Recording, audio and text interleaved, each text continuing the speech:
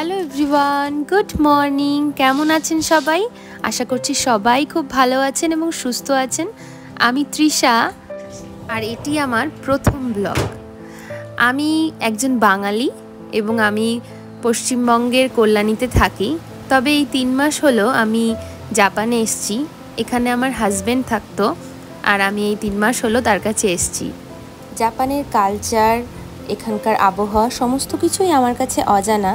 ওই উৎসাহের বশে যেটুকু আমার হাজব্যান্ডের কাছে শুনেছি এবং ইউটিউব ঘেটে দেখেছি, তবে সেগুলো এখন থেকে আমি নিজে দেখব, উপভোগ করব এবং আমার এই ইউটিউবের ফ্যামিলি মেম্বারদের সাথে অর্থাৎ আপনাদের সাথে সেগুলো শেয়ার করব। দেখুন কেমন খামখেয়ালি ওয়েদার। একটু আগেই ঝমঝমিয়ে বৃষ্টি হচ্ছিল, আর এখন দেখুন কেমন ঝলমলে রোদ্দুর উঠে গেছে।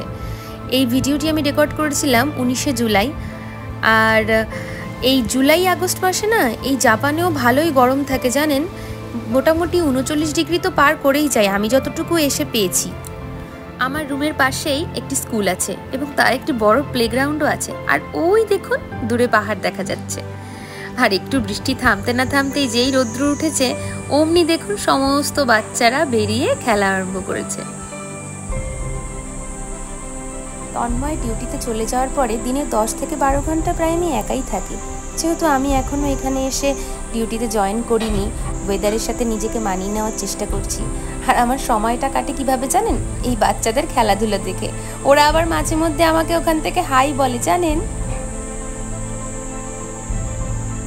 আজ আমাদের দুপুরে ছিল একদম সাদামাটা খাবার। টমেটো ডাল, ঢেঁড়স ভাজা, সাদা ভাত, লেবু আর পুঁই শাক দিয়ে চিংড়ি মাছ দিয়ে চচ্চড়ি। আর দুদিন পরেই তো পূর্ণিমা। দেখুন না আমার বেডরুমের জানালা থেকে কি সুন্দর দৃশ্য দেখা যায়। চাঁদটা কত সুন্দর লাগছে। ব্লগ করার ইচ্ছে আমার বহু পুরনো, তবে কখনো সময় সুযোগ হয়ে ওঠেনি।